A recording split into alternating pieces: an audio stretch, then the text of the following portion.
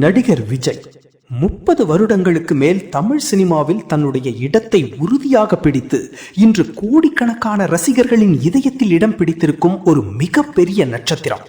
அவரை ஒரு முறை நேரில் பார்க்க வேண்டும், ஒரு முறை அருகில் நிற்க வேண்டும், ஒரு புகைப்படம் எடுத்துக்கொள்ள வேண்டும் என்று ஏங்கும் ரசிகர்கள் இன்னும் குறையவே இல்லை.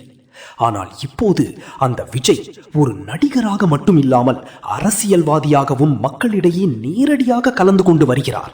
தேர்தல் பிரச்சாரங்களுக்காக அவர் சாலையில் வந்தாலே ஆயிரக்கணக்கான மக்கள் திரண்டு வந்து அவரை பார்க்கும் காட்சி வழக்கமாகிவிட்டது. அவரது பிரச்சார வாகனத்தை சுற்றி இருசக்கர வாகனங்களில் ரசிகர்களும் தவேக தொண்டர்களும் தொடர்ந்து செல்லும் அந்த உற்சாகம் ஒரு திருவிழா போலவே தெரிகிறது.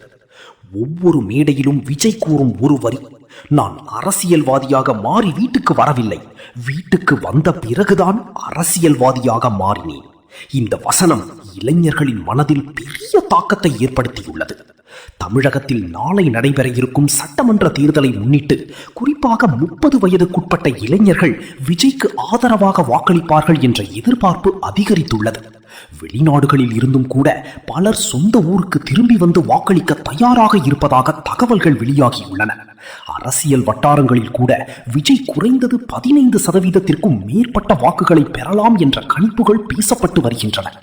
ஆனால் இதற்கிடையில் ஒரு முக்கியமான சர்ச்சையும் எழுந்துள்ளது. விஜய் ரசிகர்களும் தவீக தொண்டர்களும் விசில் சின்னத்திற்கு வாக்களிக்கும் தருணத்தை படம் பிடித்து சமூக வலைதளங்களில் பகிர திட்டமிட்டுள்ள